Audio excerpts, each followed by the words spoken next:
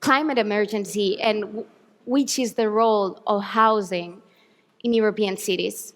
So whenever you want, Catalina, the stage is yours. Okay, so is this working? Yes. I'm very excited. It's the first time I'm fitted with a Madonna mic. And I have a very complex machinery at the back of my dress, so bear with me.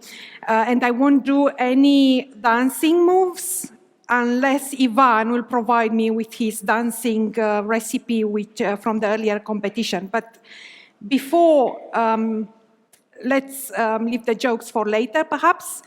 And welcome to the final plenary of ENHR 2022 Barcelona, which will be looking at, we have some big words there in the title, solving green challenges, innovative design, sustainable, and housing. And we'll be discussing this throughout our plenary today.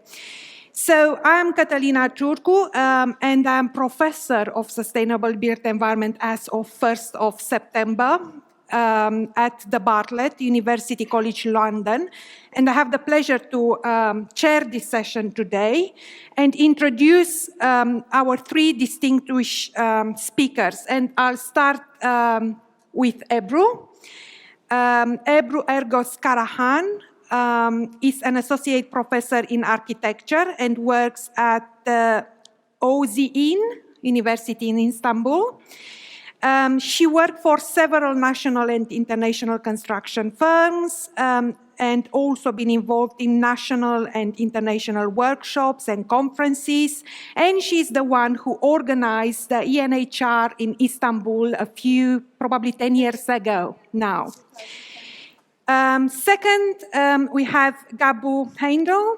And Gabu is currently a professor and head of the Department of Building Economy and Project Development at the University of Kassel as of 1st of September as well. And she's also teaching at the Architectural Association School of Architecture in London since 2019. She studied architecture in Vienna, Tokyo, and at Princeton University, and completed her PhD at the Academy of Fine Arts in Vienna. She works as an architect, urban planner, and activist in Vienna. And she has her own architectural practice. So she works as a practicing architect. Her practice is called Gabu Heindel Architecture, and her work is focusing on public space, public buildings, affordable housing, as well as collaborations in the fields of history, politics, exhibition design, as well as critical artistic practice. Gabu works on both practical implication of theories, but also theory around issues of non-profit, collective housing, project development, as well as financial models. Last but not least, we have Jeremy Thiel. And Jeremy is an architect, defines himself as an architect, educator, and writer. As an architect, he worked on one of the buildings seen as an innovative building for climate-informed design in London. As an educator, he's the head of Central St. Martin's in London and pro-vice chancellor at the University of Arts in London. And he's also their lead on climate change action. As a writer, Jeremy's extensive work includes a number of books, such as Flexible Housing, Architecture Depends, and Spatial Agency, all three being rewarded RIBA's President's Award for Research. His work, current work, is Architecture After Architecture, is a research project which investigates the future of spatial practice in the face of climate emergency. So these three speakers will put on the table three very provocative propositions in the context of designing and building more sustainable housing, questioning the suitability of existing contemporary methods and materials of construction, the ongoing conflicts in the housing sector, and last but not least, the relevance of the modern project. I hope that at the end of this plenary, you will be going full circle. So we'll be reflecting on the value and role of architectural thinking and understanding when one thinks about housing issues. But we'll also be reflecting on the Ukrainian context and what these ideas we put and provocations we put on the table actually means for the Ukrainian context. So, without any further ado, I would like to invite Ebru, followed by Gabu and Jeremy, to take the floor. Okay, thank you. Thank you for the introduction, and it's very great pleasure to be in this great conference in this lovely city. Today, my topic is design for sustainability. Here? Wait, you have to wait, apparently. Some magic will happen. No? No? Okay. So my topic is design for sustainability, transfer and integration of design knowledge from vernacular housing. And I'm going to talk about what we can learn from vernacular housing for sustainable housing. So, yeah. By the researchers, it's stated that we entered a new geological age called Anthropocene in the mid-20th century as a result of human activities, and built environment is well known for its environmental impacts, generating high amount of the global carbon dioxide emissions and energy use, as the housing sector consists of the 75 or 80% of the built environment. It's no exception. Also, the contemporary materials, such as steel, aluminium, or concrete used in the built environment are responsible for very high amount of, again, global carbon emissions. So we know that purely design and constructed buildings use more energy, and they are not healthy for the environment and the people. And it has become clear that 20th century modern architecture and the built environment are not sustainable in the long run. And accordingly, modern methods and approaches are questioned. And so the question how architecture can help us to solve this problem is answered by one of the leading Indian architects, Rajwal, as modern architecture can solve the urban crisis of exploding population and development requirements with the help of traditional know-how of culture and climate vernacular know-how. So, if you look at the vernacular architecture, it's defined as the structure built either by the owner or the community. Traditional technologies are utilized in the construction, local materials are used, and a strong relation to and respect for the environment exists. So vernacular environments are well adapted to their environmental context, such as the local climate, seismic and topographical conditions. And within the field of architecture and built environment, in order to achieve sustainable development, a building or a settlement must be constructed and managed in such a way that it creates a balance between people and nature, and while carefully managing resources and transmitting them to to future generations. And in this context, vernacular settlements are accepted as an effective model for sustainable development due to their resilient planning capacity. And today, the pandemic that we've been having through has made us to question our living environments, our houses' resilience, and their planning principles. And traditional ecological knowledge has the potential contribution to cope with the challenges from global changes. Very quickly, I would like to show the similarities between vernacular sustainable and vernacular architecture and sustainable architecture principles. We see, in terms of environmental principles, we see many similarities, such as the local planning techniques, use of local materials, reduced waste materials, or use of natural energy sources, or safety, place attachment, culture, or use of local materials, again, lifestyle, recycling, etc. And so, in order to search these principles within a vernacular settlement, I and my colleagues made a research on a vernacular settlement in Turkey, and the aim was to assess sustainable development in the context of vernacular architecture. So also, we wanted to see if the design of the settlements, the buildings, affect the users of these areas. So Turkey has a number of different vernacular housing cultures, all of which reflect unique characteristics. And these differences are not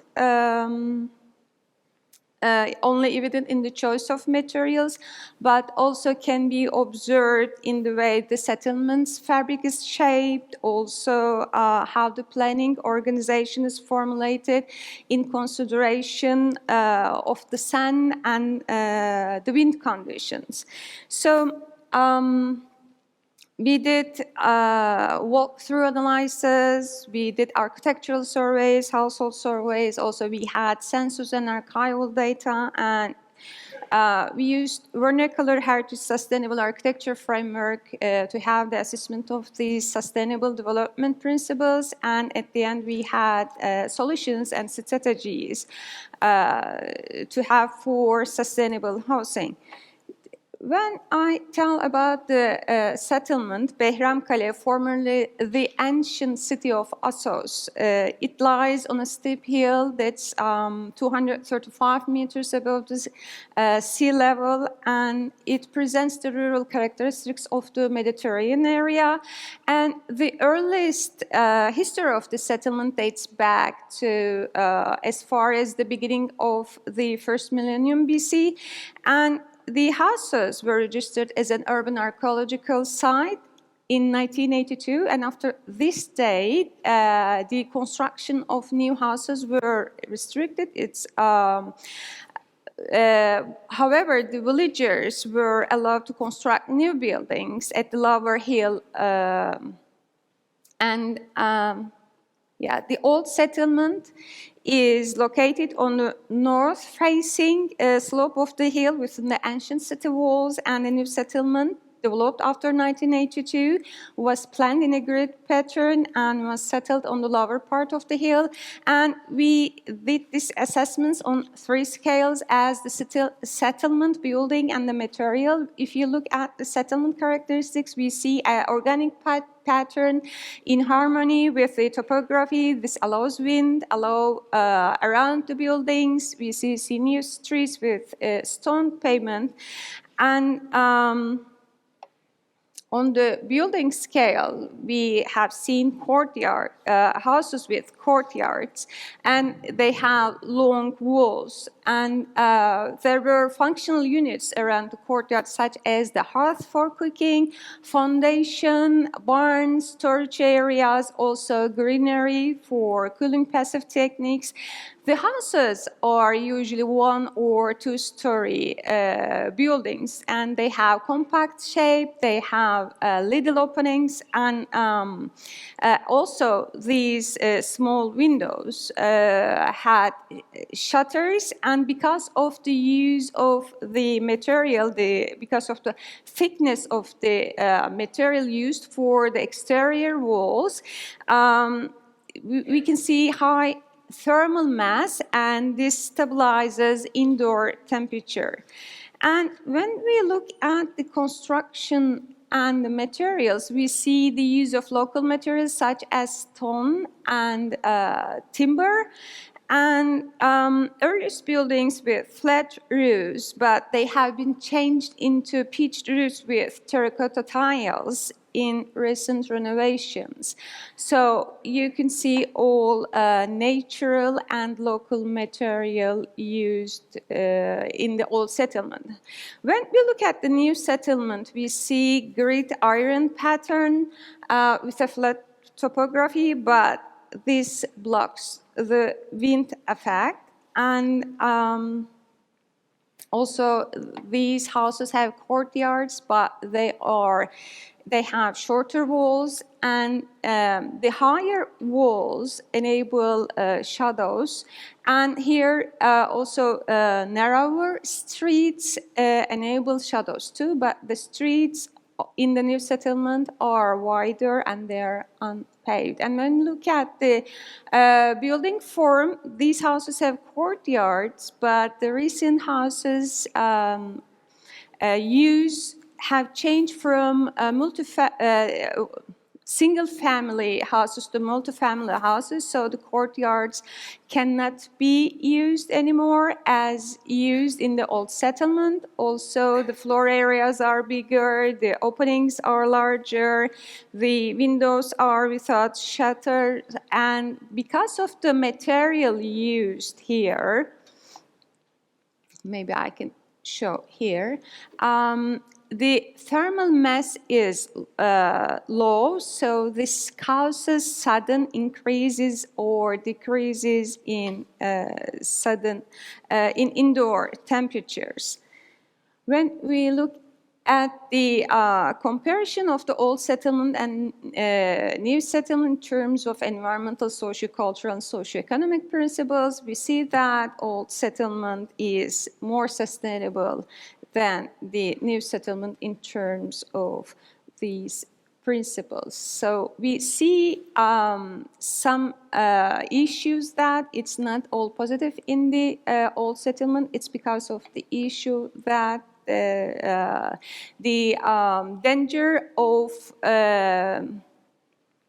that the craftsmen are decreasing and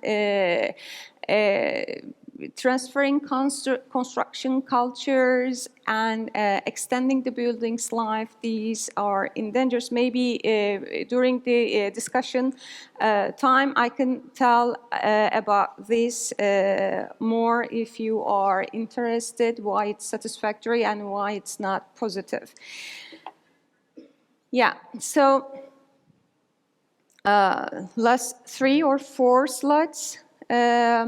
Also, we looked at how the design affected these occupants' behavior.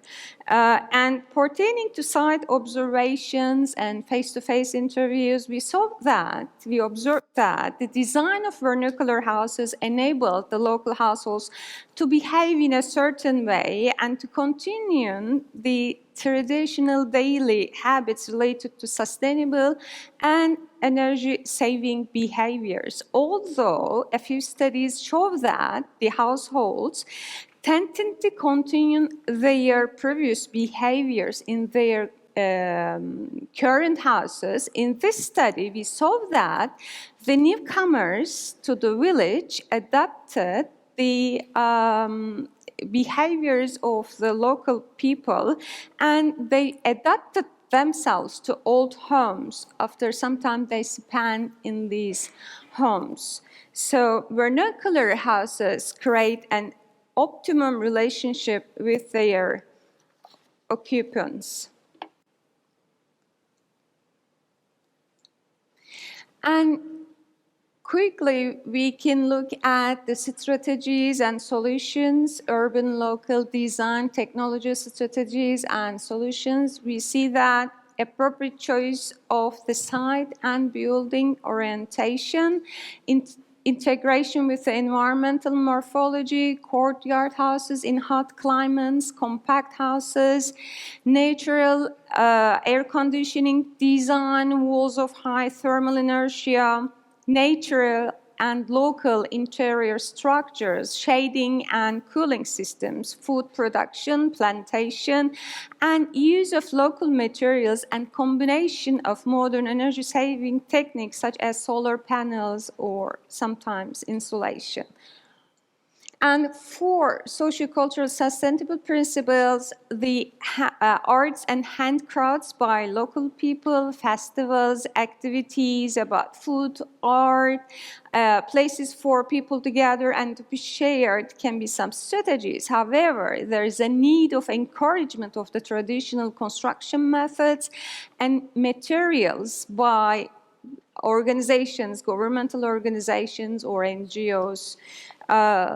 I can say, and local commercial activities such as boutique hotels, cafes, tiny shops can be encouraged, marketplace for local food, but again, there is a need for support and training lessons for traditional construction methods and optimization of construction efforts. And the craftsmen, the number of craftsmen are decreasing, and the price of the contemporary materials seem to be lower when comparing to traditional materials such as stone, getting increasing, and this makes the people towards to contemporary construction materials. And lastly, I would like to say that since vernacular houses are good examples of sustainable design, they can be inspiration to contemporary architecture, even the architecture of future. And scientists have long speculated that humans would one day find themselves in need of shelter on other planets, and the first place the designers look when attempting to solve this problem is the traditional architecture of Earth, which provides not only shelter, but also a great deal of comfort. And so I say that we should benefit from thousands of years of wisdom of design, construction methods, and operation. And thank you.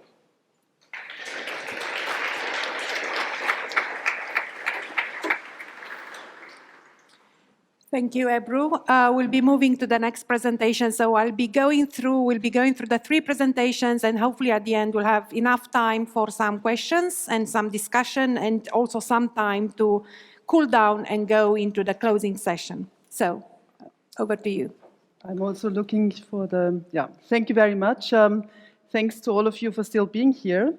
I would like to present my work on, as a practicing architect and a theorist and writer, and recently just starting professor at Kassel. But really I want to start with a so-called, what I called care manifesto, and I will show that at the very end what I mean by that. This is an exhibition set up in the Brno Gallery of Architecture where we set that up. If you look at the red fonts, then these red fonts are quite consciously referring to red fonts or red letters that I really appreciate a lot. And I also took the liberty to bringing in some Vienna housing model and Red Vienna history, because it has come up in this conference, and I'm happy to share some of that. This writing, I will translate in a minute, you can see on all the red Vienna housing complexes of the 1920s and 30s, 64,000 built homes. And it basically says, built by the city of Vienna in the years so and so, by the means of the housing tax. The housing tax was an enormously progressive housing tax that taxed those who had lots of space in order to actually distribute this money to provide infrastructural housing, meaning the infrastructure of housing complexes for the workers by then, mass housing, so to say. And this tax was part of a whole package of luxury taxes that was then invented.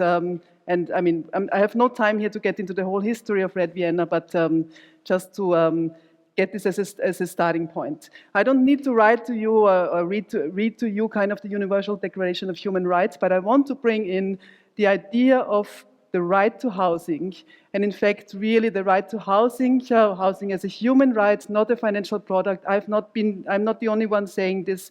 Of course, Farha, lots of activists are claiming that what we need to do is actually we would need to write this in red fonts onto our houses, onto houses that we make sure that become affordable again. So what I want to talk about is actually urban struggles. This is also what I've been writing about and discussing. I do think that we need to see the housing issue within the history of housing struggles, but with regards or in relationship to new struggles, or new or not so new struggles, but newly upcoming, which of course is the climate crisis, ceiling of land. Land has been mentioned a million times. Housing itself being another. There is, of course, a lot of housing conflicts. This is, believe it or not, housing protest in Vienna, because also Vienna has big housing issues, even though it's the idealized city and has really interesting policy to learn from. Actually, this is one of the protests I collaborated in, organized in. You can see me here on the right. For 1.5 years, I was organizing the protest against our right-wing government, FPÖ, a couple of years ago. Why did we do that? Actually, what we're talking about is also a conflict between cities and governments. So we could say that maybe Vienna or Red Vienna was an early rebel city, but also really the cities have to rebel against very often conservative governments, and so does Vienna today, as it had to do 100 years ago. Actually, I'm here speaking together with Regina Mehr, who is a homeless activist, was herself homeless, and I do think that we need actually alliances. We need to work together, collaborate. I would have liked to actually invite her and be here with me today, because what we usually did, we spoke together. Somebody who had actually experienced it and somebody as us, architects, who only, so to say, quote unquote, have the duty to take the mandate of these public issues. She also made me understand that we're so easy to use wrong words, such as socially weak. Nobody is socially weak. Socially weak is a system that makes people actually become homeless. But if there's something, then there is financially weakness, and that's, of course, there we have to get started with the questions of how can housing become affordable and sustainable. This is a study that German speakers can download from our website, where Regina Mehr also contributed, where we looked into the complicated and difficult situation of working women, contemporarily in Vienna, with gender gap and all the issues that we're still facing, or even intersectional marginalities, and how, and again in Vienna, the situation is getting very difficult. Heat or eat is something that we can see everywhere. We spoke about poverty, energy poverty, but also, of course, housing poverty. So that's what we've been working on. And in this study, we actually did revisit a very early study by Margarete Schütte-Lihotzky. Margarete Schütte-Lihotzky was a feminist, also kind of activist. She fought the Nazis. I really appreciate it a lot. I even had the chance to know her in her very late age and be her sub-renter as her neighbor. She did this study for housing the single woman in 1927. And very elaborate study looking into one kind of generic block and how it could be distributed. But she extremely, and this is now critiquing our heroes, she very logically dedicated the small room to the female worker and the apartment with the balcony to the female academic. So basically, now we could say, oh my God, 100 years ago, how crazy. we are still in this situation. We are logically giving a single room to the female worker, having to share possibly, or trying to finding ways to share. Maybe we have to redefine worker logically. We're not kind of in this working class society. We call it people of different. I mean, I guess even in the room we just discussed how people are sharing rooms literally in all their ages. And we are logically taking for granted that other people have the right for much bigger apartments.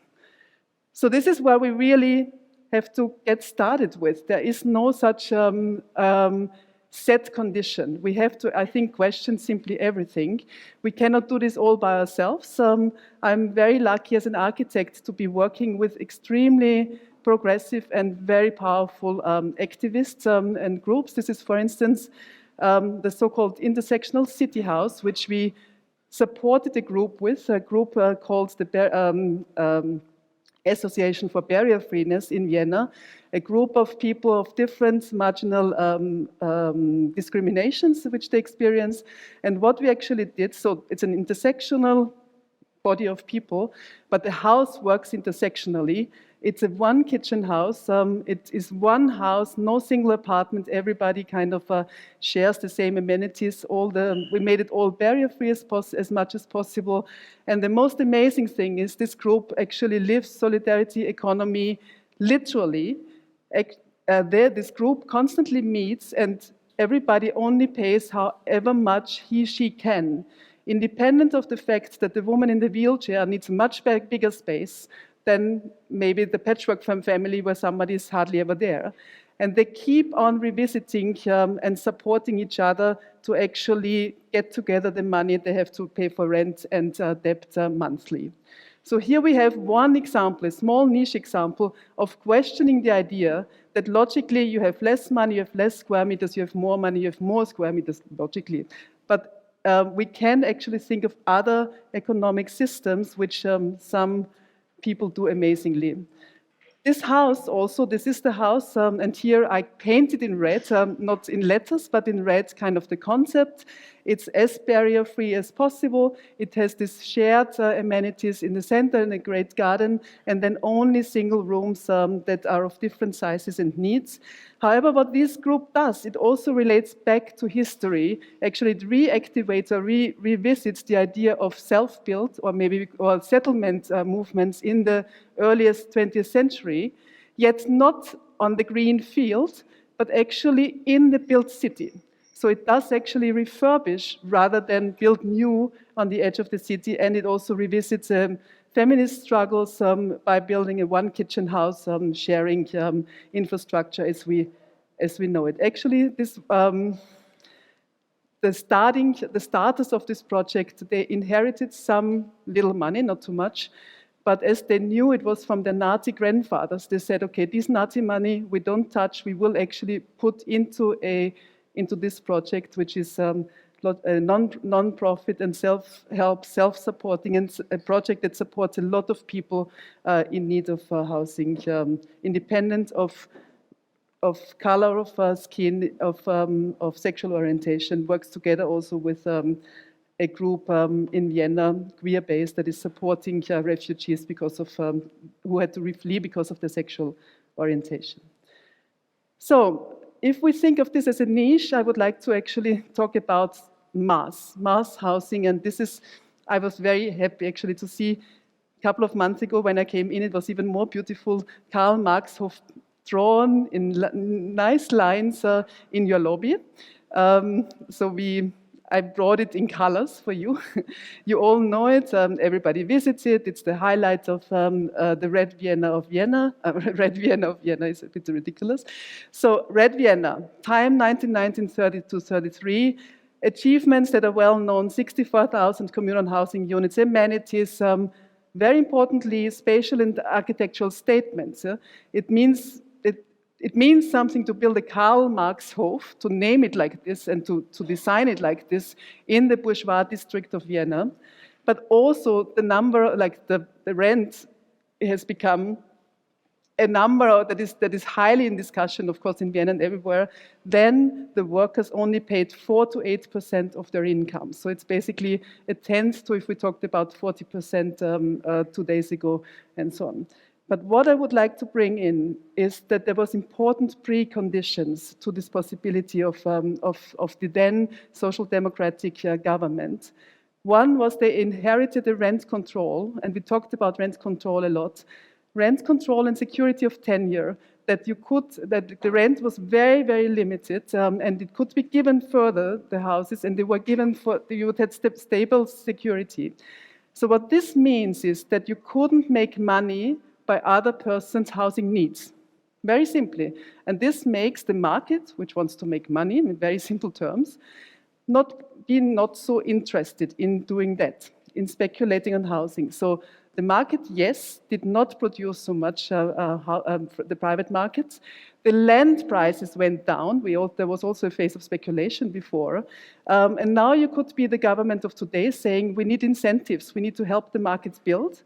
Or you could say, well, the land prices go down, the private market isn't, those who want to make lots of money aren't building. So basically what the city of Vienna then did, make use of it, buy these pieces of land as much as they could, and start their own housing construction momentum, so to say, process. Now, I don't want us to revisit this one-to-one, because today we are facing a real ecological crisis. So the modernist logic of solving the housing crisis by building, and in this case it was a very, it was a good one by saying a good one, a progressive one by saying building publicly. However, like we need to see how we bring that along into the 21st century. Very important was that Vienna had gained taxing rights by becoming a land itself, like a state. So that is quite crucial, because many cities often ask how could we actually do similar policy. So it makes a difference what rights a city also has with regards to of course, to the national state. But I already mentioned the introduction of luxury taxes such as the housing tax. So the Vienna model today means that around 50,000 of the Viennese live in municipal or subsidized housing. We call that social housing under an umbrella. 75% of housing is rental. Unfortunately, the state government has made it possible to shorten the rental contract. So now we have 80% of new rentals in the private market actually being short-term. And you can imagine that BlackRock and Vonovia and Deutsche Wohnen and so on, they all only rent out for short-term.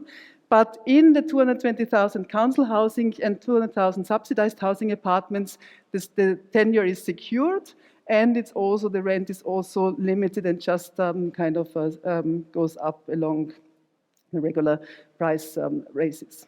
What I really wanted to point out is the Viennese model is, since the Red Vienna time, based on object subsidy, meaning that the most of the public money goes into building the infrastructure and not handing money to people to pay expensive rents to the private market, which could be which is also sometimes done, or much less done, with subject subsidy. Something we see like a direct transferal that would be subject subsidy, would be a direct transferal of public money into private hands.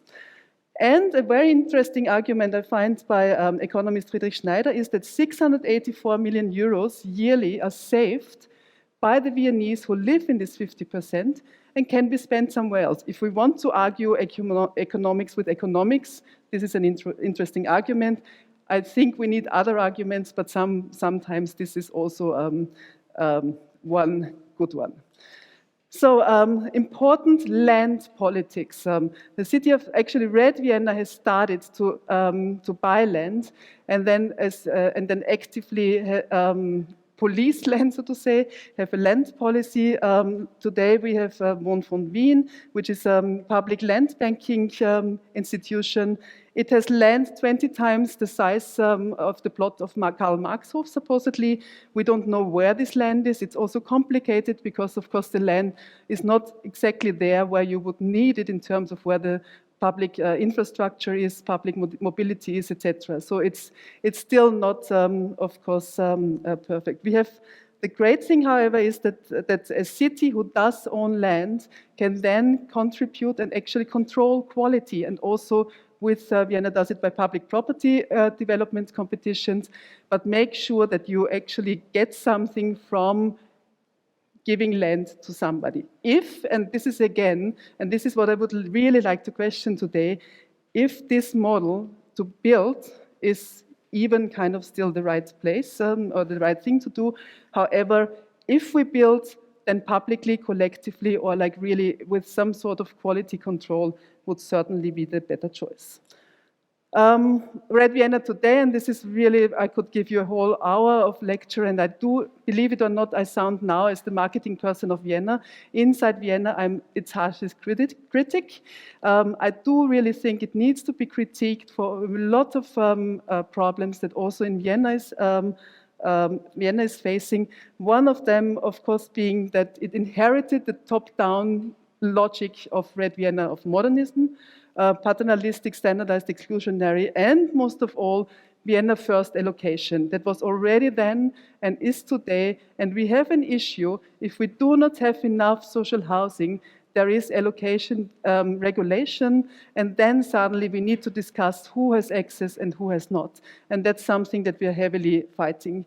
We have the big issue with market housing, where even with regulations, we don't manage, or the city of Vienna doesn't manage to have really social housing within.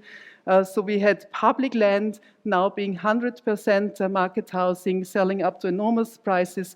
And again, also with like the issue of micro apartments, the issue of student housing, all of that. I always say, if neoliberalism wants to crack one city, then it's Vienna, and it's working hard on it. And certainly that's what Vienna is also facing. So I've shown this image often. I'm sorry for those who have seen it, but I'm going to read this advertising. You don't have to live in these apartments to love Vienna. Owning them will do. You could also say owing them will do. That sometimes people mistake it.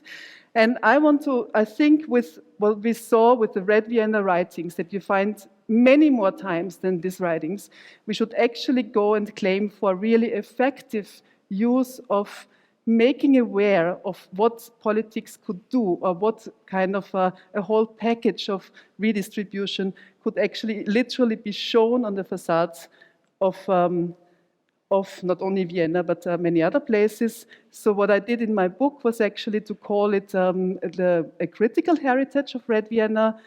And I think it's not only within Vienna, but also everybody who praises it. And critical and inheritance is always the reaffirmation of a debt, which I certainly think that Vienna has, but maybe the world has, to some models that have shown us a difference, but a critical one, selective and filtering reaffirmation. And this is why also sometimes we not only build, but we also do collages. This is a collage saying co-housing made possible by the city of Vienna in the years 22, 24, 25 by the means of the heritage tax. Or we could actually discuss now democratically, what tax do we want to have on the facades of the future? Who should actually build it? Should it be co-housing? How do we name these houses? But I think we need a public discussion about what we, in a fiction or not so much fiction, what we want to have been written on the houses of the future. And this brings me to the CARE, I could say manifesto, it's much too loud and too bold, but I did do this for this exhibition, and it helps me kind of think arguments and make statements, and I just want to pick out some. So if we start with C, then we could actually just say, yes, why don't we claim public property as public and housing as a public interest? And that's really, if we think public housing as a public interest, then it's a public infrastructure, and then we have to redefine what public is, logically. It's not necessarily the state. But there is a duty to do that, to then actually do everything needed and possible. C's selling public ground, speculation, communalized. You could actually add so many C's to that. Just giving you a quick example, if we do new housing at all, then affordable, maybe we could even call it whatever, not to call it social, and lowest energy or net zero energy or whatever we believe that we can really achieve. But if houses are still to be constructed, then, and this is one competition we did, third prize, 100% social housing. We did this with 2 limited profit associations in Vienna. We calculated it through completely, 300 apartments, all social housing, and it is actually possible to add roofs, gardens, event halls, community centers, amenities that we always say it's the luxury of mass housing rather than, and hopefully we can make sure that people have pleasure in living together and say my garden or my swimming pool is bigger than the richest guy would have in his garden. And another example, much more bottom-up, is Schloer, Schöner Leben ohne Reihweisen or ohne Räumungen in German, a project we're working on at the moment, self-organized. All this is not funded, self-organized. It actually sets up in Austria a system similar to Mietshäuser-Syndikat in Germany. These groups effectively buy land or houses off the market, and then at once collectivize it by getting it, linking it into a syndicate, making sure that it cannot be speculated anymore with it, that is not owned by anybody. And this is even like really reworking the modernist scheme of just housing by mixing housing, working in an industrial area. The A, I added to these terms architecture matters because I did realize that we need to speak about quality much more, about really what is being built if at all. And you already see that I want to say we're about to we're refurbishing and rather rebuilding than building, at least in the European cities. And of course, and this is one of the most important issues, it has been mentioned before, how do we acquire urban land as commons that is already private? So much has been privatized. We need to find strategies to kind of bring back private land, and this struggle is seriously going on at this moment, especially also with ecological, with solar panels and so on. There's not a square meter in good regions, and all of Europe is a good region, that is not of interest at the moment to being bought. Okay, so just jumping over this, but I want to mention this one remarkable moment. It's in Vienna. Vienna in 2018 developed a new zoning category, which is called funded housing. And it was because it had money, it had funds, but it didn't have land enough because there was so much land speculation and hoarding. So this funded housing zoning category actually effectively limits land price down to 10% of what the market would pay. So of course, land speculators said, wow, this is quasi expropriation of my hope value, of what I've already paid for this piece of land, which then you wouldn't get. And in fact, it's true. But it shows what urban planning and planning politics can do. And Barcelona, I think, is a very good example in showing that. I think we spoke about rents so much that I need to jump over that. This will be my next research, really non-market rental housing at the university. We know that private market without rent control, the houses are being paid off and the rent increases. That's what's happening nearly everywhere. If we have rent control, there may still be private profit, limited, but as we know, like the older the houses, the more actually they have power. And if we have social public, or for sure non-market rental housing, we can have a solidarity contribution, lower rent, or kind of refurbishing ecologically and not giving it out to those who are not kind of working for it anymore. And this is my final E, and this is the most, of course, controversial. I could put many E's there, explain, etc., but I actually did want to talk about expropriation. We could call it socialization, recommunication. Actually, it's a disputed demand, I'm very aware of that. We could think of it. We all know that we can expropriate for streets, no problem. Every country does that all the time. But if we think of housing as a public duty, we have to actually think in the future.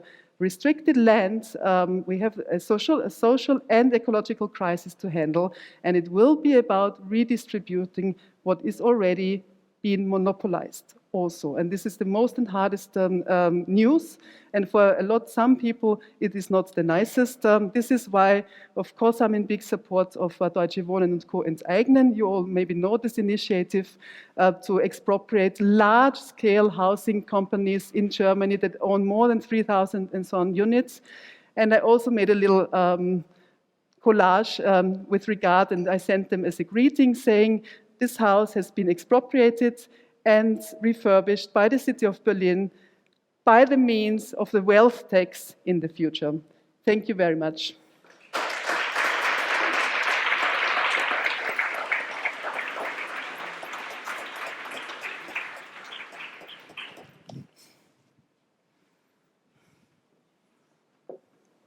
What a spot, the last on, after 3 days. I would try to keep you awake.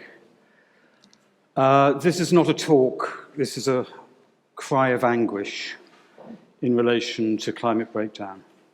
And it's also a humble appeal to act.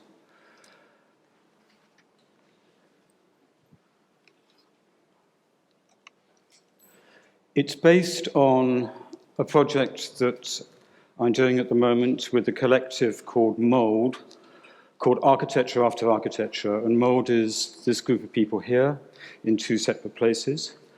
And the premise of the project is very simple, which is that architecture, as we know it, is bound to the modern project, that the climate breakdown presents a fatal threat to the modern project, and therefore, what is architecture after architecture? So let me very quickly go through that argument, like really quickly. It's like kind of modern project 101. Modern project is based on a certain 5 founding tenets, I'm going to argue. First is progress, that we always have to announce progress, because otherwise, if we slow down, then we fall back into tradition, therefore we're not part of the modern project. And architecture is used as the symbol and handmaiden of that thrust to progress. The second one is growth, that the modern project is dependent on that line always going upwards. As soon as it falters, we panic. We panic in 2008, we panic in 2022. And architecture as the discipline par excellence, which deals with the materialization, the spatialization of growth, is bound into that founding tenet of the modern project of growth. The modern project is also founded on issues of order. This comes from Zygmunt Bauman, who is my kind of mentor. And architecture, particularly in its modernist guise, is also used as a system of ordering. And with the system of ordering, both of the modern project, but also of architecture, it's also a system of exclusion, because what you order also excludes.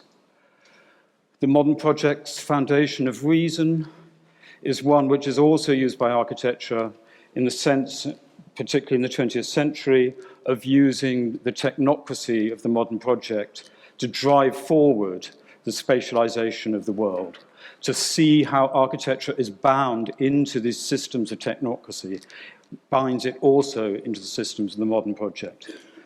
And finally, and most tragically, the modern project's dominion over the natural world, the abstraction of nature in order to commodify it, in order to consume it, and architecture as a discipline par excellence, which is in a way an abstraction away from the world in order that we can ignore the world, and therefore architecture bound into the systems of the modern project there. The argument then goes that climate breakdown presents a complete and utter challenge to all those tenets. It makes the modern project no longer viable, or no longer appropriate, or no longer ethically accountable. How can we talk of progress when a third of Pakistan is under flood? How can we talk of progress when polar bears are floating around on ice caps? In terms of growth, what happens when instead of the graph going up at a convenient 45 degrees, it starts to point vertically, as it's beginning to point vertically in relation to the loss of biodiversity, the loss of rainforests. I could go on of what that y-axis is and how that traces a way which is pointing towards vertical. And when it goes vertical, that's called the sixth extinction. And this is not alarmist, this is true. So we can no longer talk of growth. We can no longer see the housing crisis being solved through the endless proliferation of the more. How can we talk of order when our basic social fabric is breaking down in front of our very eyes in terms of whether it's happening of wars in Ukraine, which are bound into the fossil fuels, in terms of mass migration already happening, in terms of food crises, and so on and so forth. The geopolitical earthquakes being released by the climate breakdown mean that we can no longer talk of order in the sense of the modern project. How can we look to the ideas of reason in order to solve, and I'll get to that word later, the issues of climate breakdown? We cannot address climate breakdown with the same tools that created it, the tools of capital and the tools of technocracy. And therefore, it also puts an end to the reliance on reason alone as the way by which modern society and the modern project should be driven. And of course, nature. I don't really need to talk about this in terms of what we have done to this planet in relation to the modern project and the climate breakdown and its effect on nature. So if we are in this state in which the climate breakdown has a profound impact on the way in which the world has conducted itself during the modern project, what comes next? Which is why we ask the question, what is architecture after architecture? What is design after design? Because design is also tied into the tenets of the modern project. What is housing after housing, which I will talk about a bit, in terms of the way that many of the discussions in this room, I would argue, are still defined by the terminologies of the modern project. And therefore, what I want to talk about very briefly is what is language after language. If the only words that we know how to use are the words which are defined by the modern project, then our whole lives are kind of trapped in a prison house of language, which we need to escape from in order to find other ways of living together. So the language of the modern project is also, therefore, defining how we think about climate breakdown. And in that definition of climate breakdown through the tenets and the language of the modern project, we can't escape it. In fact, what the language of the modern project does in relation to climate is to allow it to perpetuate. So if I look at a common word such as resilience, and then I look at a common definition of resilience, the ability of a system to absorb disturbance and still retain its basic function. So these words of the climate breakdown, such as resilience, such as adaptation, such as mitigation, are actually all to do with the perpetuation of exactly the systems that are killing us. And therefore, these words we need to be deeply critical of and to find new ways of describing how we live together. And it's because of this worry of mine that I'm also deeply critical, with no disrespect to the title of this session. Because this session uses exactly the words of the modern project in order to describe a condition, and in that, I don't think allows us to escape from the things that are killing us. If I look at the word solving, the idea of a solution is a classic modernist trope, in as much as what it is man's use of reason and logic in order to solve a problem. The way that is then done is through the use of expertise and the rise of the professional and the rise of the expert through the 19th and 20th century, in which the world is divided up into smaller and smaller bits, of which experts claim dominion over those little bits. It's the same in academia. It's the same in this conference, in which housing is divided into workshops where experts come together to talk about a small slice of the world. But the climate breakdown can't be solved. It's not a problem which logic and reason can be applied to. We've gone much too far for that. And therefore, this whole notion of the solution has to be deeply questioned. The climate breakdown is a complex set of interrelationships between the cultural, the societal, the economic, the environmental, the technical, the political, all of these things coming together. You can't solve those as individual problems. You can try to make sense of them. And best of all, you can understand your own fragility in the face of the complexities of these interrelationships. Green. When I look around, I don't see green. I see burnt fields after drought. I see swirling grey of the Pakistani floods. I see the acid blue of a glacier which has melted into the Arctic Sea from once being white. I don't see green, except when I see the corporate paintbrush trying to brush over the black crimes of its fossil fuel dependency. When I hear the word challenge, I hear a kind of Mako term. Personally, I'm going to challenge myself to bike up Mont Ventoux. I'm going to get a personal best on a 5K.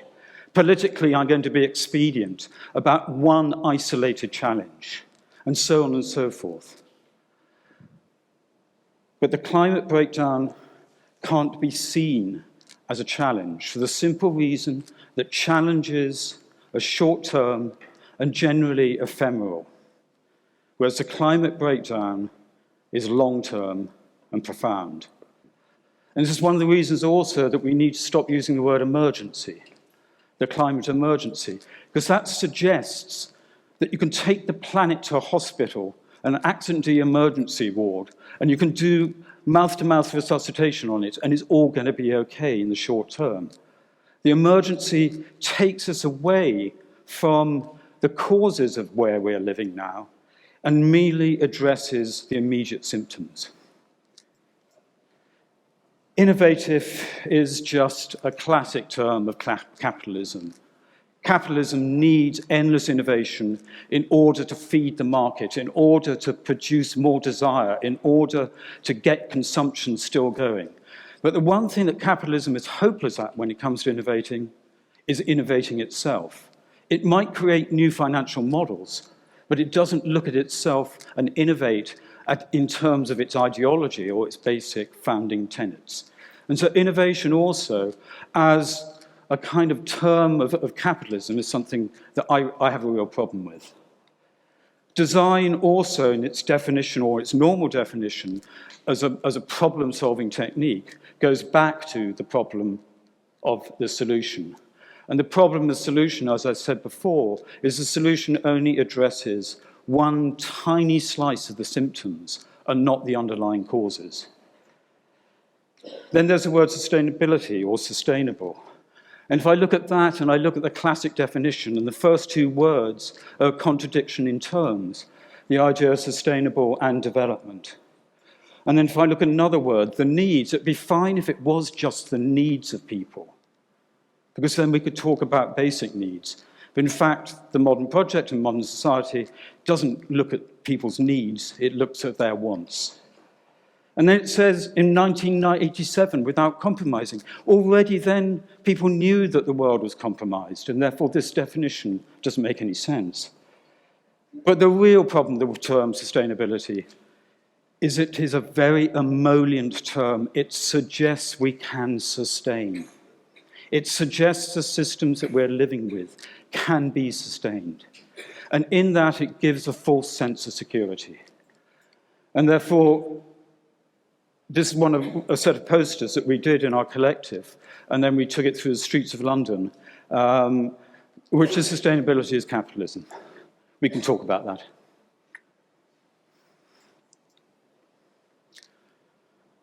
And the final term, obviously, is housing.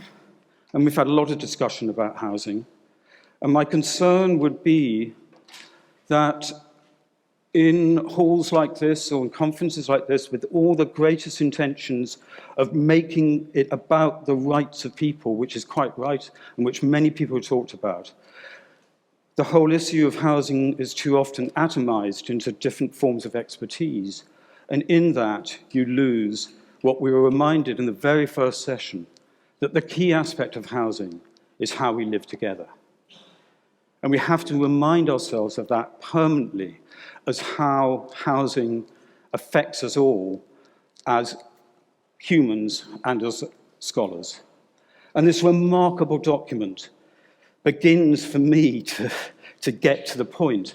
This is the Chilean constitution. It will be voted for on Sunday, the new constitution of Chile, in which, right at the beginning, it talks about the constitution in relation to nature. It talks about the rights of people, and then housing, land is right there down the bottom. And therefore, this as a point which actually escapes the tenets of the modern project, for me, is really important. To end with, then, you might want me and expect me to come up with my own lexicon of what is language after language. But here I am as an older, white male from the global north, and I've just about read enough about the history of colonization to know that to name is to claim. And therefore, that would just set up another form of patriarchal power if I came up with my own lexicon. So instead, I'll turn to some other words and some other voices to end with. The first is this remarkable book by Octavia Butler, written in 1993. The most prescient book I've read for years. And there she says, people have changed the climate of this world. Now they are waiting for the old days to come back. And this is what is still going on through the issues of resilience, the issues of sustainability. And what she's saying very simply here is the only way that when the climate of the world has changed, so do the way that we live together. If I take Adrienne Maree Brown's definition of resilience, look at that final thing. When we are engaged with acts of love, we humans are at our best and most resilient. A completely different way of seeing the world. And finally, Lola Olufemi, and this is the bit I want to leave on, which is a plea for us all to escape the structures which are both binding us but also now killing us, and to look to use our collective imagination to understand how we might live together in the climate breakdown. Thank you.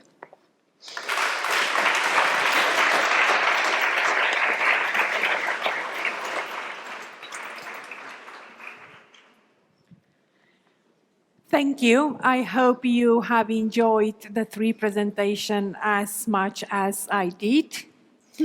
I have a lot of questions of my own, but I would like to open the floor to questions. Please put your hand up if you have any questions. And I hope at the end we'll have time for some of ours, perhaps. So please do put your hands up if you have questions. Don't be intimidated by the last speaker. I'm sure you can challenge him, although he doesn't like this word, or ask some more practical questions.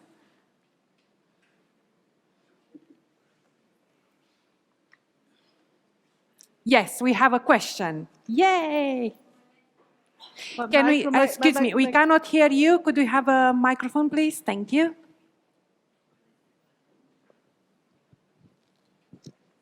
Hello, thank you so much, Jeremy, for this talk and also before questions, really important questions were raised. And I think after Jeremy, it's really difficult now to to implement some questions. But what I really would like to ask you also in this is how we as how we can also introduce the question of maybe putting something also into these manifestos. We heard before the question of the reusing what we have and not building anymore to the manifesto, and how this integrates in all these elements and ideas we heard before. And yeah, maybe Gabu, you would like to, or Jeremy.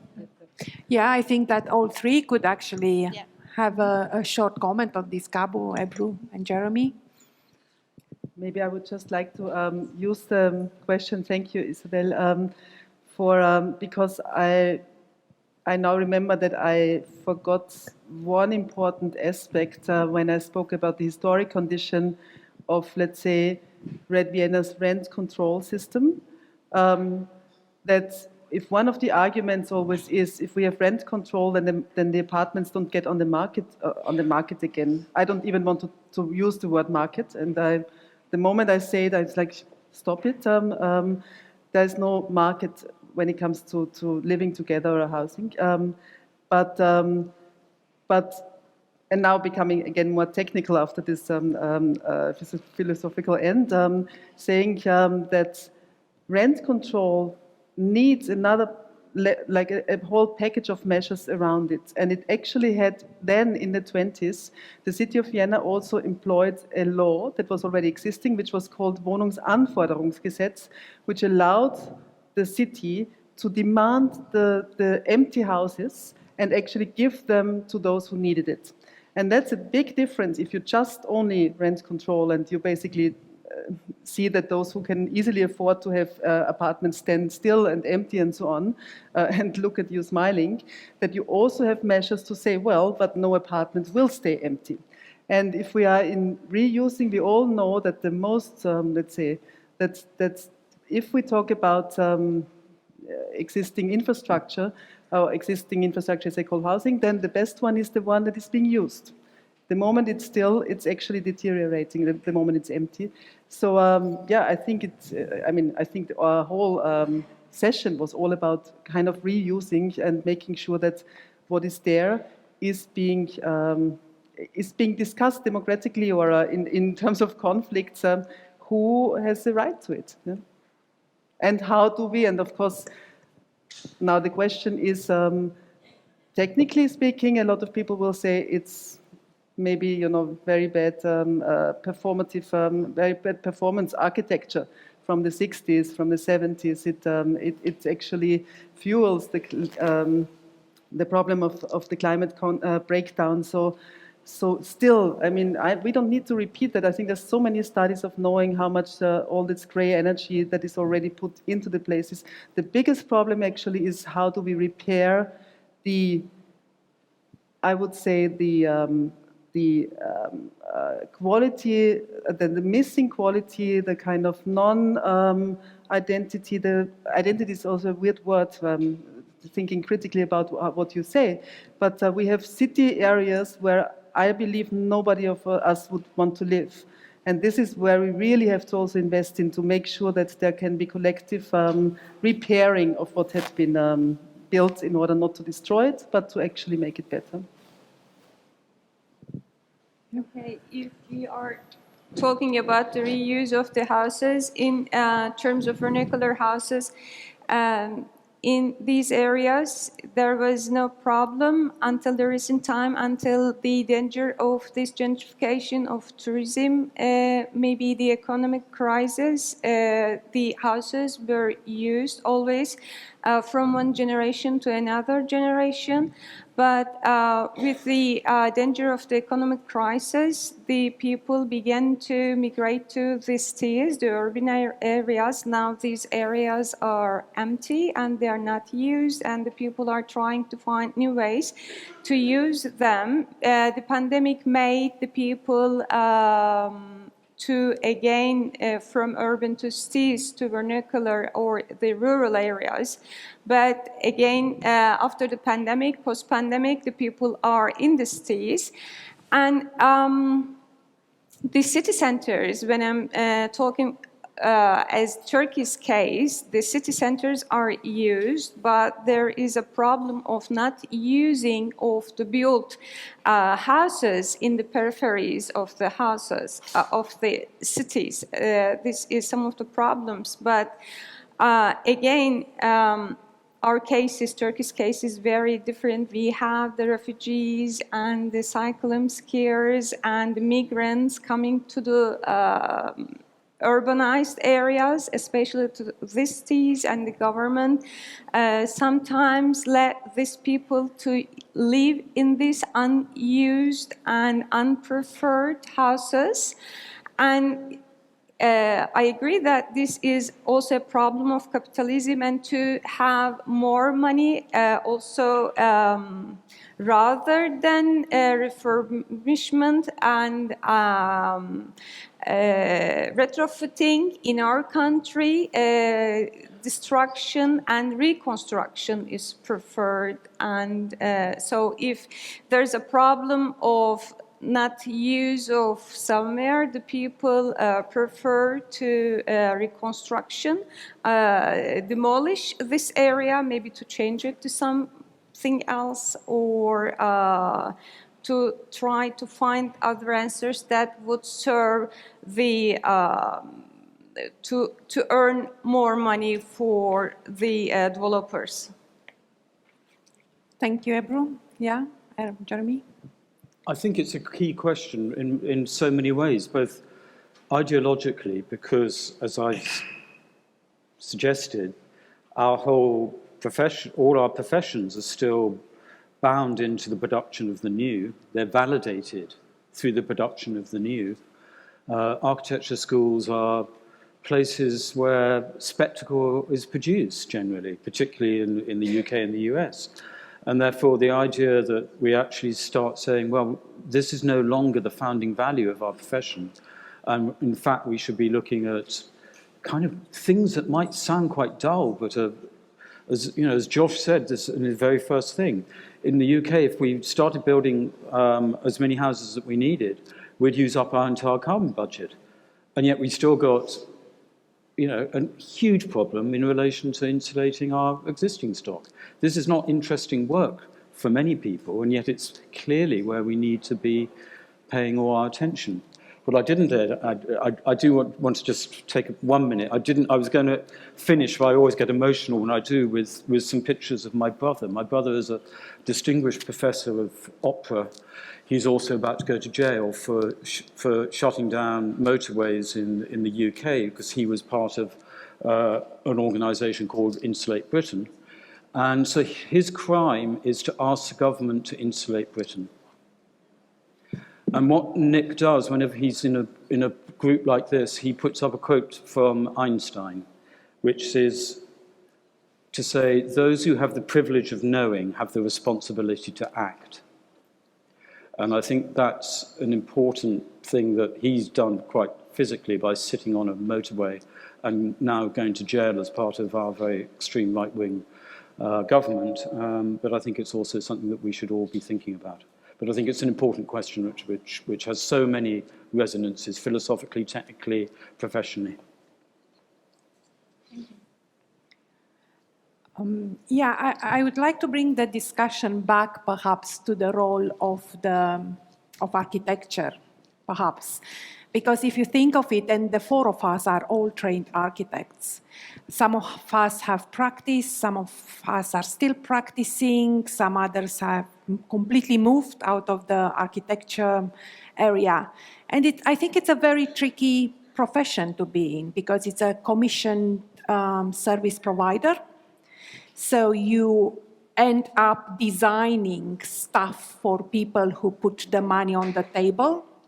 Most of the time, people who do not have the money won't have stuff designed for them.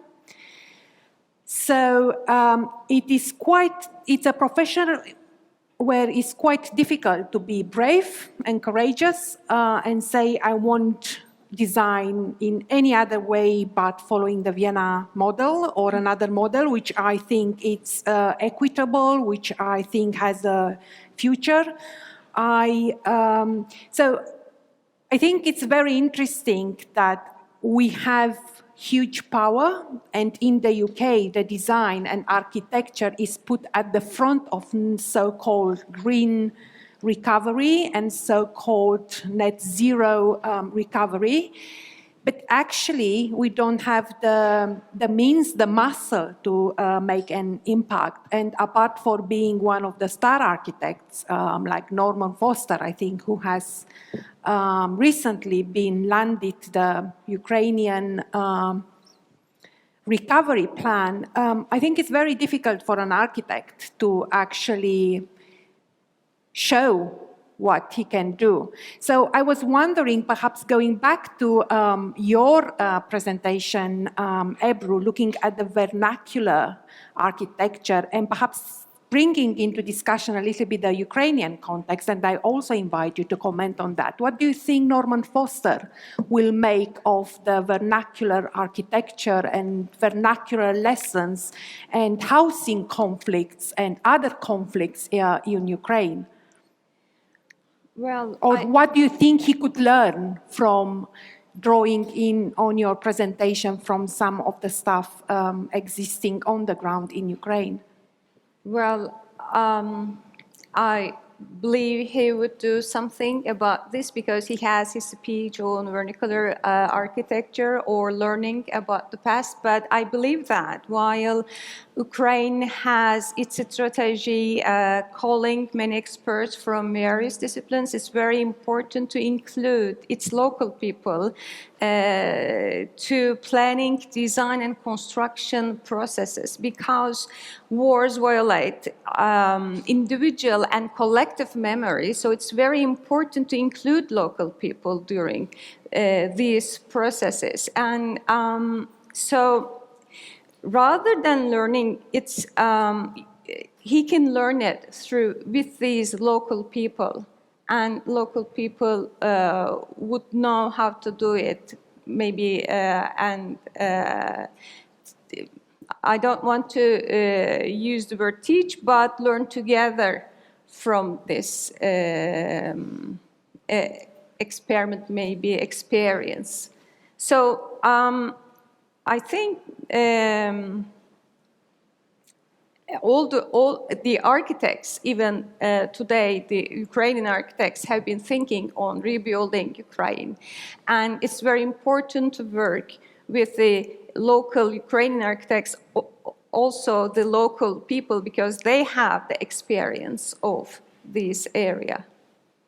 Yeah, I believe some do it better than others.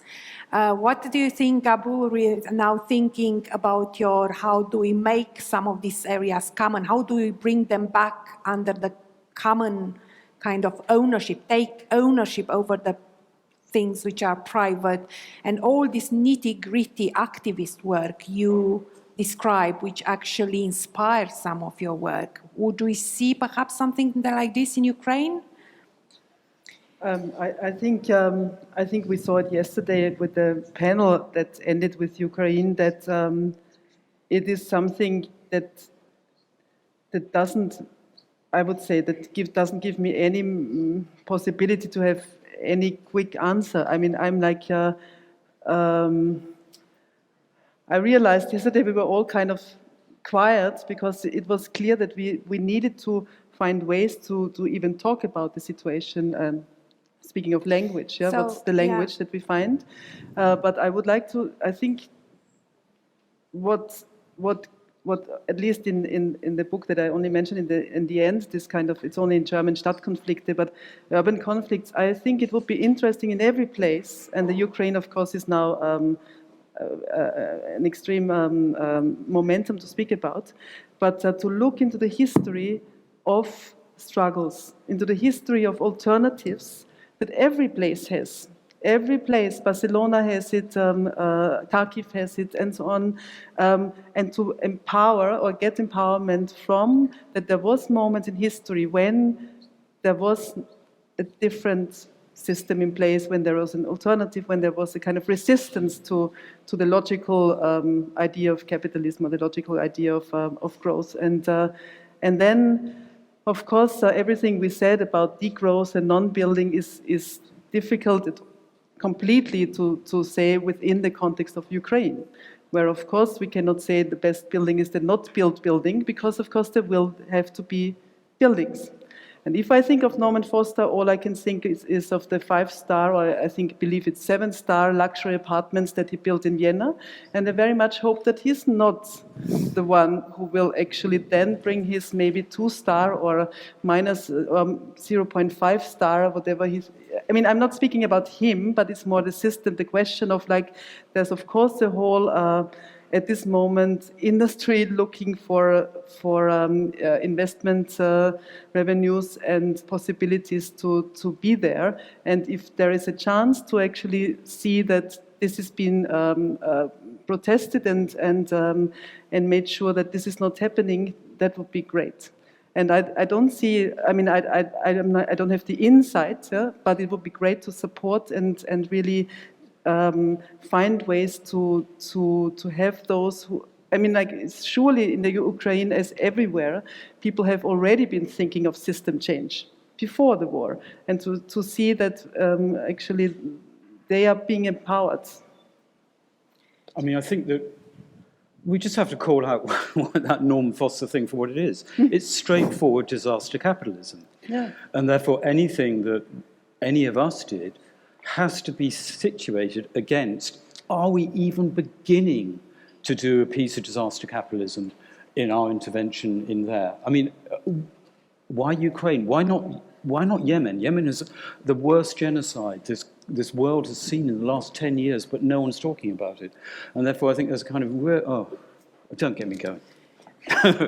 Yeah, I think that is mainly because Ukraine is closer to home in a way, and there's been a lot of discussion around other parts of the world which are in disastrous situation.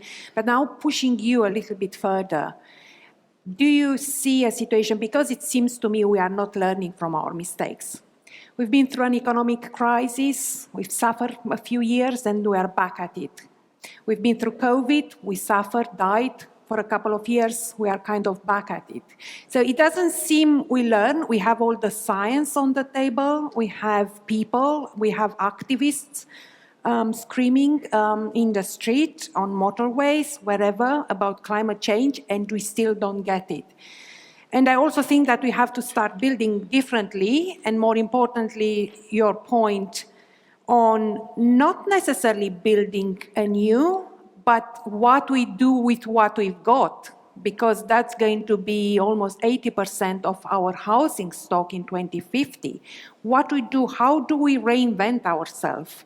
How do we become the Madonna of architecture, perhaps, and build different housing? How can we push against all this language and all these constraints and build better houses for people who live in conflict, perhaps learning some of the past lessons? So how shall we do this? I'm trying to push you there. I know you finished. Well, no, because It's a question for you, Jeremy. Okay, so let's put it in a different way. Okay. Let's say that. I think just asking those questions is a start of contextualizing it in that thing, of recognizing our own fragility, of understanding that architecture as we know it is not appropriate to the conditions that face us. I think all of these are really important moments in which we can then try to adjust ourselves. And I'm sure, I mean, the reason I can still call myself an educator, I can still retain optimism within, not I'm involved in architecture per se at the moment, is that I still believe there is a residual kind of sense that architects have, which is to understand the relationship between spatial relationships and social relationships. This has nothing to do with detail or nothing to do with what things look like. It's nothing to do with whether it's a 4- or 5-star hotel. These are kind of basic things about power and space and how we consider these. And I think that that takes the pressure away from the production of the new or the production of the product and looks much more carefully at what comes before and after the product, i.e. what leads up to, the processes lead up to, and how we can intervene in those in a meaningful way. And that's what we were doing in spatial agency. And I think that the climate breakdown has made Tatiana and I much more urgent of trying to say, what else can we do to address it beyond the production of stuff? I know that's not what you wanted to hear, sorry. Yes, we have some more questions. We have 2 questions in the audience. Perhaps if we hear them both. We have one at the back, and we have Bo at the front. And one there. And we have a third. So perhaps we ask all 3, 4. Oh, so perhaps we ask, so one at the back, Bo here, and then the lady behind the first lady who has the question, and then we have another question there. So perhaps we hear all 4 questions. We don't have much time left, so I will ask you perhaps to pick one of the 4 questions. And we have a 5th question. Yeah. Hello, it's Julie again, who spoke about Ukraine also with Pavlo Fedorov. Want to thank you for raising this at the end of this session, and also for broadening it out to dealing with other areas of conflict, also going through serious needs and destruction and having to cope with that too. Just to remind of that working group, of which I'd really love you to channel your energies into, and to join that working group. You can be members of more than one working group, that's okay. So think about these issues that are really, really valuable that you're putting on the table right now, and spend some considered thought and reflection in thinking about these things. And as Tim was saying also about the capacities that you have, what can you do with them to make the world a better place? So thank you very much. I have one question. Where do you all stand on this new term, not so new, which is about the circular economy with regards to housing? I know you haven't dealt with it, but it is a new economic approach. Is it another term that we should dismiss, or is it something we should take seriously? I think there is a whole discussion there, and it's a new discussion. I'm not sure we have time to discuss that. I'm happy for you to destroy it, Jeremy, if you want to demolish it. No? We do need different models, whether it's donut economics, which I'm very persuaded by, or modes of circular economy. I certainly wouldn't. We need to have resistance to the dominant mode of capitalist regimes, obviously. And circular economy can be that. It can also be appropriated, as we've seen, into the capitalist regimes, and that at that level it loses its power. Second question, please. Bo, here. So we just asked the questions, please. Okay. Yep. I have a comment for Jeremy. Thank you for an interesting presentation. Taking on reason, that is a bit of a mouthful. But let's take you seriously. Let's remove what has been created by reason, modernists, by experts, and not very much of our current society and world would be left. And from the standpoint of nature, that wouldn't be a problem, because nature doesn't need us. But, so I don't need, if you, that's here. But I don't know if that is what you are saying, that we should kind of take away everything that reason has created. But if that is not what we are doing, then the only alternative is to consider how we can use reason in a wise way. And in my view, that is exactly what we are doing at this conference. It could be that you don't find it interesting to participate in our discussions, to read our papers. But if you don't do that, I don't think that you should really pass judgments on what we are doing.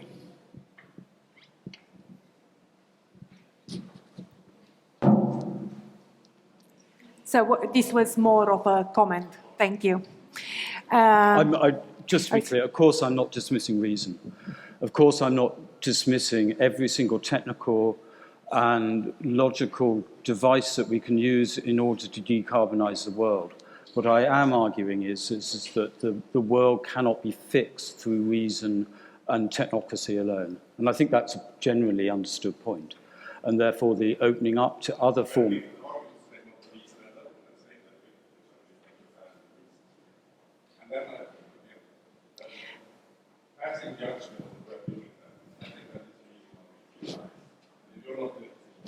I wasn't passing judgment. I think.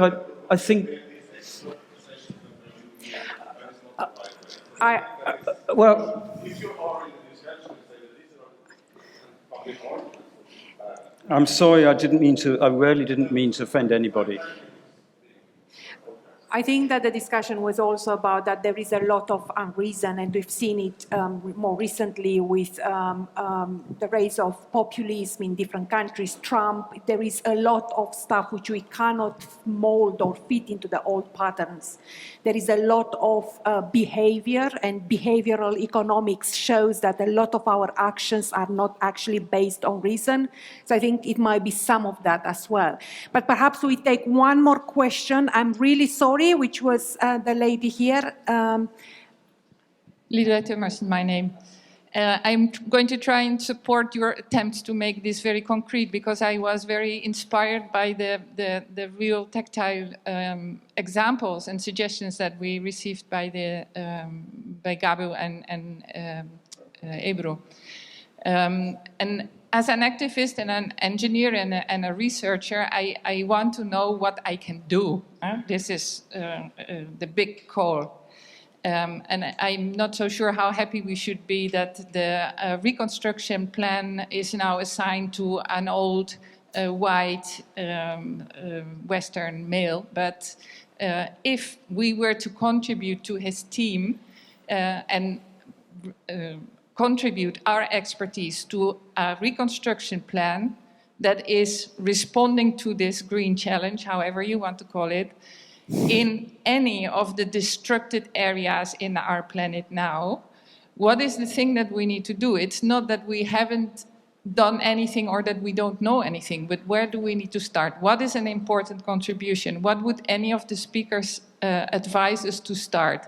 Do we have to start by rebuilding cities that are not heat islands? Do we have to start by accessible mobility? Do we have to start by energy producing houses? We have all these solutions, but where do we start? And what is the priority that you would set for concrete action? This would be my call. Any takers? I would actually start with thinking of the great writer Spivak, who is working so much in a post-colonial condition, and she has, for me at least, given me hope in how to deal with the dilemma of like acting within the impossibility to act. This is basically what we're all kind of facing, right? Of course, if you're listening to if we are facing the needs of a complete system change, but we are within it, and the question of like how do we change, how do we work within that, and then I found it inspiring to say, okay, we need to be as open as possible to have everybody who is marginalized, who is suffering from the system, to engage.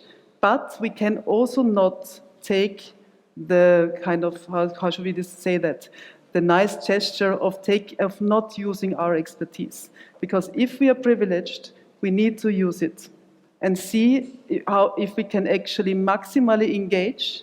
Well, let's say maximally engage while maximally distancing ourselves. And I think that the issue is like, if we're talking about disaster capitalism, it's maximum engagement without distance. It's like basically taking exhaustion. Yeah. So and if we start, I think with a solidarity notion, then we will.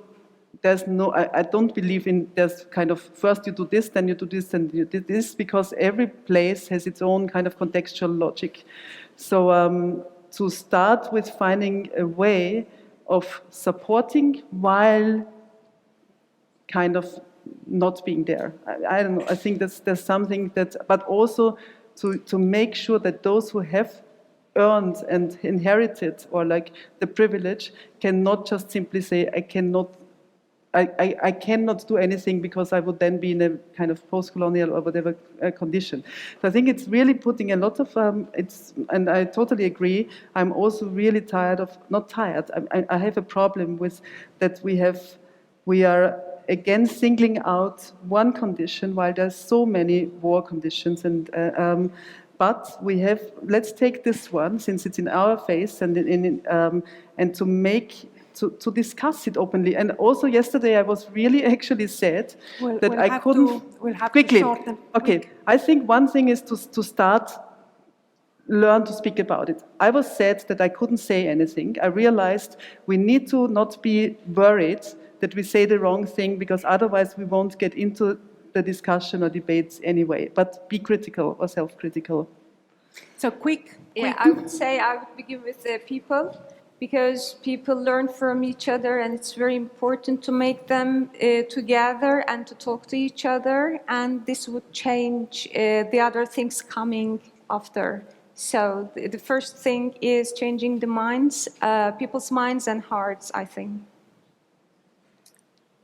Jeremy, quick thought? Quick thought, I think is to get as active as you can. And most of the change that's happening in the UK at the moment is happening through brilliant splinter groups such as ACAN, which is Architects Climate Action Network. They've done more in 2 years with no money than the RIBA has done in 30. And the kind of this sense of expertise, or LETI, is another group called LETI, absolutely incredible set of people who are using their expertise but doing it in a very, very public manner and transformative manner. And I think that as all of us as academics do have a duty to look outside of our boxes as much as we can and get engaged in a kind of political and activist way, because that's where I see the change coming from, not from large-scale institutional change.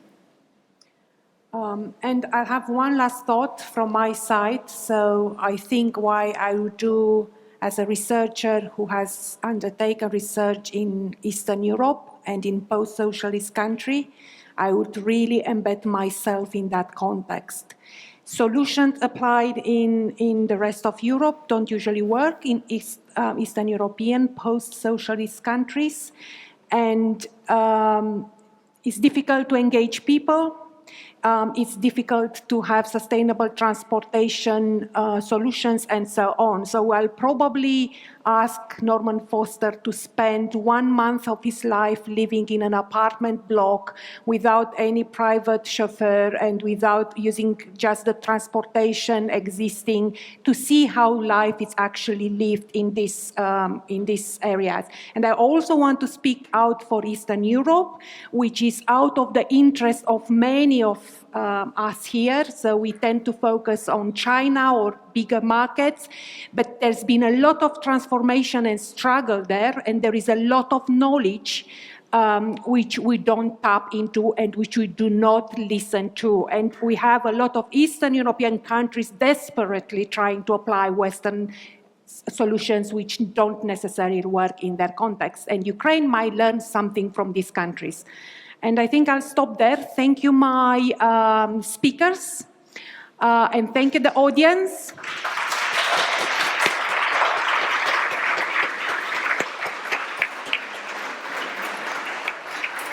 Thank you. Thank you all. Thanks, Jeremy, for sharing and this powerful performance and expressing the eco-anxiety that many of us have. So thanks, Evru, for talking and highlighting the importance of the vernacular, which I think is essential to connect back to that knowledge, traditional knowledge, which made so much sense. And thanks, Gabo, for wondering if we really need to build, because I'm actually an architect who decided not to build for ethics as a statement, so I completely resonate with your thoughts. This has been the perfect closure for these days of debate. Let's give them a round of applause. You can go back to the audience.